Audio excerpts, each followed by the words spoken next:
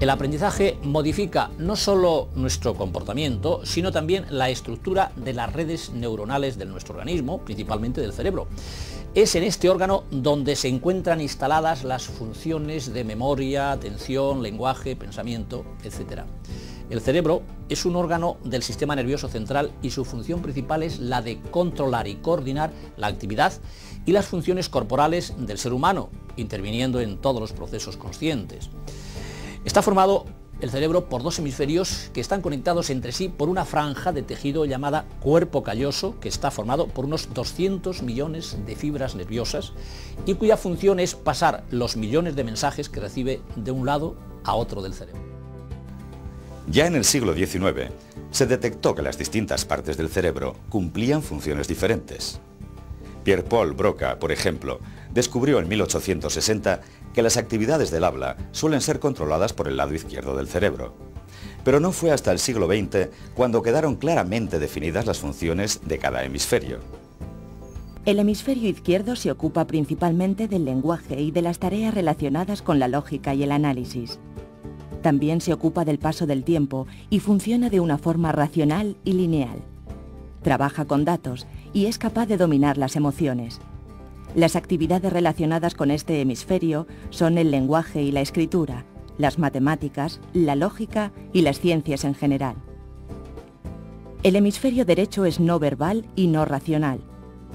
Se ocupa de lo visual y de las intuiciones, de crear ideas nuevas a partir de experiencias instintivas, emocionales. Trabaja con imágenes y está más capacitado para expresar emociones. Las actividades relacionadas con este hemisferio son la danza, la escultura, el diseño gráfico, etc. Se puede concebir el cerebro como un órgano doble con funciones diferentes pero estrechamente interrelacionadas. Las actividades del hemisferio izquierdo no son más útiles ni mejores que las del hemisferio derecho, ni viceversa. Lo ideal es desarrollar todo el potencial del cerebro considerándolo como un órgano completo.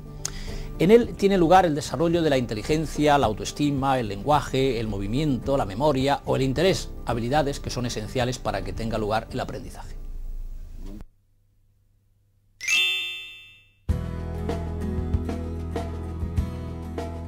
La inteligencia es la capacidad global que tiene una persona de pensar racionalmente y de actuar con una finalidad para poder enfrentarse de una manera eficaz al medio que la rodea. Esta capacidad general estaría compuesta de varios factores como el razonamiento verbal, la aptitud espacial o el cálculo. La inteligencia se ha intentado medir con una serie de pruebas muy relacionadas con las actividades académicas, pero ser inteligente no significa necesariamente obtener buenos resultados en los exámenes. La inteligencia es un concepto mucho más amplio que engloba también, por ejemplo, la capacidad de la persona para controlar y expresar lo que siente. Se trata de una inteligencia de tipo más emocional e intuitivo, relacionada con el control de las situaciones, la previsión de acontecimientos, la resolución de problemas, etc. La mayoría de los autores afirman que la inteligencia se empieza a desarrollar en torno a los 8 y los 12 meses de edad. En ese momento, el niño empieza a utilizar medios que ya conoce para conseguir metas y empieza a explorar su ambiente. Aparece una intencionalidad clara en lo que hace. El desarrollo de la inteligencia se producirá de una manera gradual y se irá incrementando cada día a partir de los logros obtenidos. De los 18 a los 24 meses, mediante combinaciones mentales, el niño encontrará nuevos medios para resolver problemas. A partir de ahora sustituirá las exploraciones sensomotoras por una especie de experimentación interna por la cual encontrar los medios adecuados. Se entra entonces en una etapa, la de la inteligencia representacional, que abarca desde los 2 hasta los 6-7 años. La capacidad simbólica característica de este momento permite al niño aprender al mismo tiempo toda una serie de hechos separados. No hace falta estar en una determinada situación o tener los objetos delante para pensar sobre ellos. Desde los 6 años y hasta los 12 aproximadamente, el niño se encuentra en la etapa de las operaciones concretas. En este momento puede realizar operaciones teniendo en cuenta los objetos. Es capaz de clasificar y de hacer comparaciones. Sabe, por ejemplo, que la cantidad de masa no varía aunque se le cambie de forma. Descubre, entre otras cosas, el concepto de número, la homogeneidad del espacio y la posibilidad de modificar la perspectiva de un objeto sin que éste varíe. A partir de los 12 años se puede entrar en la etapa de las operaciones formales. La característica fundamental es la capacidad para pensar sobre situaciones hipotéticas. La reflexión aumenta y con ella la capacidad para pensar en abstracto. Se empiezan a entender los problemas de combinatoria y de probabilidad. La inteligencia puede modificarse con la estimulación adecuada hasta, según algunas teorías, llegar a un techo, a una puntuación tope que estaría determinada biológicamente. La mayoría de los programas de mejora de la inteligencia están dirigidos a potenciar las distintas habilidades que una persona puede desarrollar. Algunos de estos programas se centran en la lectura, en la adquisición de conocimientos a partir de textos, en el razonamiento, etc. Las técnicas de estudio forman parte de estos programas y, en consecuencia, permiten el desarrollo de las distintas habilidades.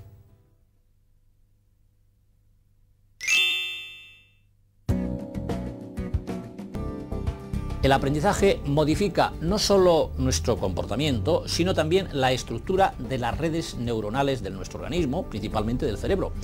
Es en este órgano donde se encuentran instaladas las funciones de memoria, atención, lenguaje, pensamiento, etc.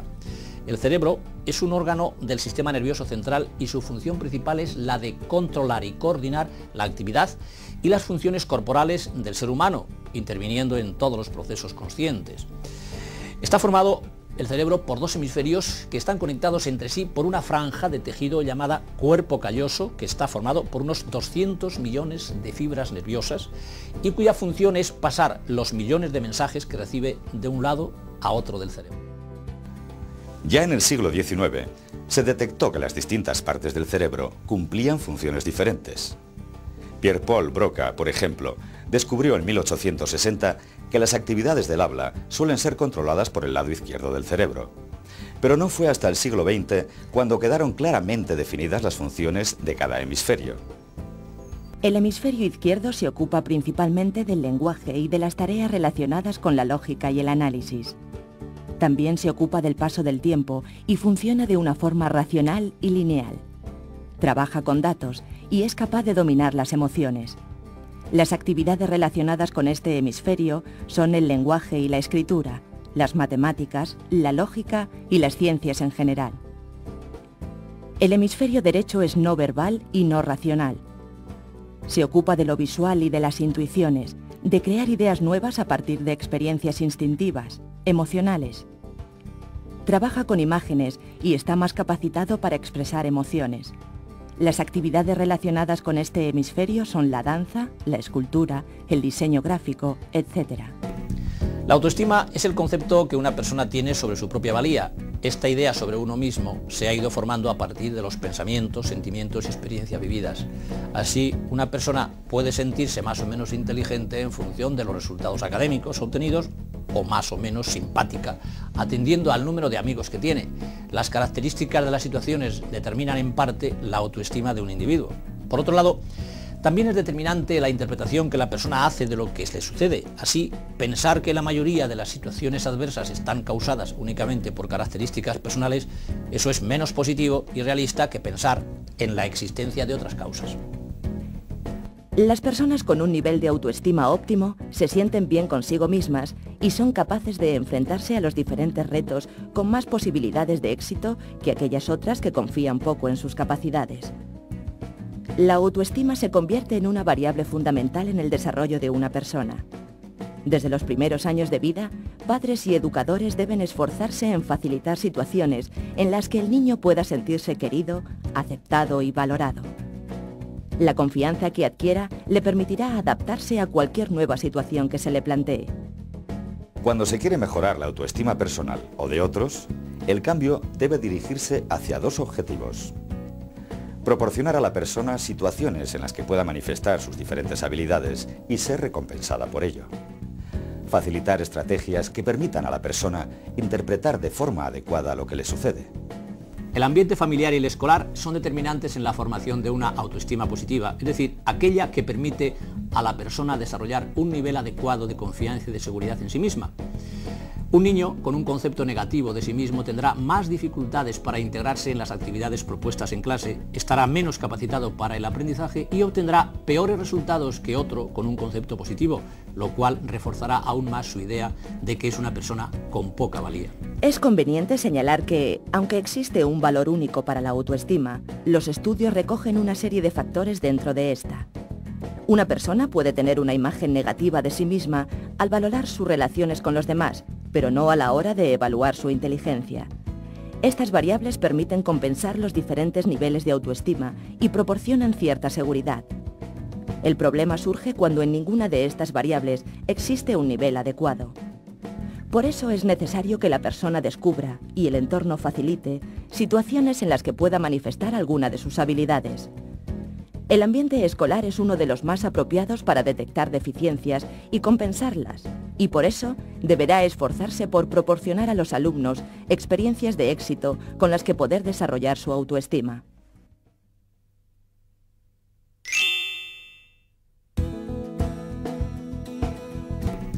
La autoestima es el concepto que una persona tiene sobre su propia valía. Esta idea sobre uno mismo se ha ido formando a partir de los pensamientos, sentimientos y experiencias vividas. Así, una persona puede sentirse más o menos inteligente en función de los resultados académicos obtenidos o más o menos simpática, atendiendo al número de amigos que tiene. Las características de las situaciones determinan en parte la autoestima de un individuo.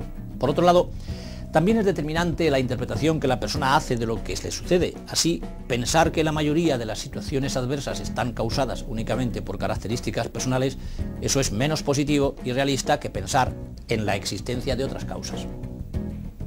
Las personas con un nivel de autoestima óptimo se sienten bien consigo mismas y son capaces de enfrentarse a los diferentes retos con más posibilidades de éxito que aquellas otras que confían poco en sus capacidades.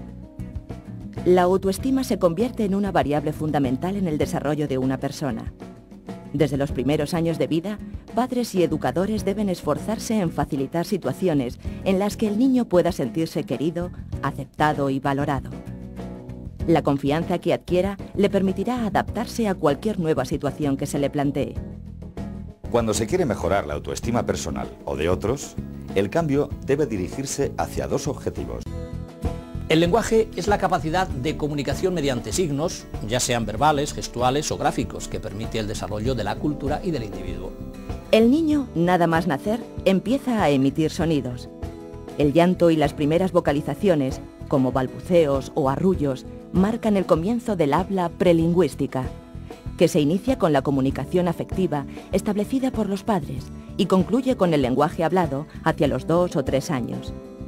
En este proceso cobra vital importancia la estimulación facilitada por el ambiente y en concreto la comunicación establecida entre el niño y sus educadores.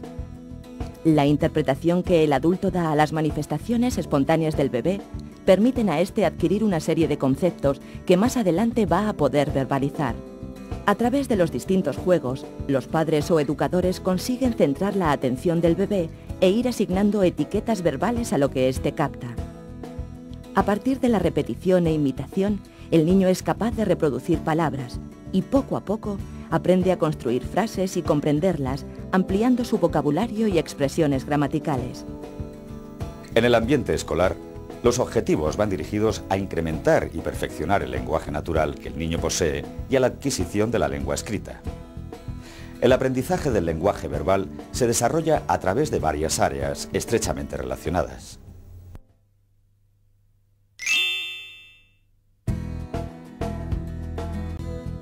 El lenguaje es la capacidad de comunicación mediante signos, ya sean verbales, gestuales o gráficos, que permite el desarrollo de la cultura y del individuo. La memoria es el proceso mediante el cual se almacena la información y una parte fundamental del aprendizaje que abarca los procesos de fijación, retención, reconocimiento y recuerdo. Como si se tratara de una cinta magnetofónica, la memoria graba todos los sucesos que acontecen en la vida de un sujeto. Con la misma rapidez que hace esto, puede borrar la información si no se le ha prestado la suficiente atención.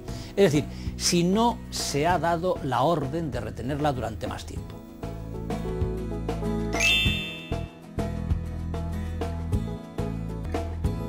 La memoria es el proceso mediante el cual se almacena la información y una parte fundamental del aprendizaje que abarca los procesos de fijación, retención, reconocimiento y recuerdo. Como si se tratara de una cinta magnetofónica, la memoria graba todos los sucesos que acontecen en la vida de un sujeto. Con la misma rapidez que hace esto, puede borrar la información si no se le ha prestado la suficiente atención. Es decir, si no se ha dado la orden de retenerla durante más tiempo.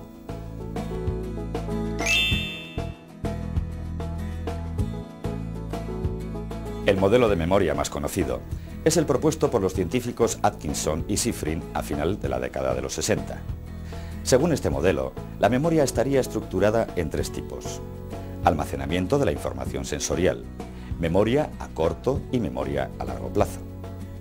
El almacenamiento de información sensorial, AIS, es la memoria sensorial de la información en cualquiera de sus manifestaciones, auditiva, visual, táctil o gustativa. Se trata de un registro textual, de brevísima duración, cuyo objetivo es dar una interpretación a la sensación experimentada. La memoria a corto plazo, MCP, es la memoria inmediata. Se pueden retener entre 5 y 9 unidades de información y el tiempo de retención de esta memoria oscila entre 1 segundo y 1 minuto. Este tipo de memoria es consciente y voluntario. Si se repite varias veces la información, esta pasa a la memoria a largo plazo. La memoria a largo plazo, MLP, es la memoria remota y se corresponde con lo que generalmente se entiende por memoria. Va precedida de un periodo de consolidación que puede oscilar entre 15 minutos y 1 hora. Basándose en el contenido, la memoria a largo plazo puede ser episódica, en relación a un contexto espacio-temporal determinado o semántica, referente al significado de las palabras. Para desarrollar la memoria es necesario mejorar los procesos de atención y concentración a través de actividades que ejerciten la observación sistemática y detallada. Para favorecer que la información se instale en la memoria a largo plazo, es necesario repetirla y utilizarla frecuentemente.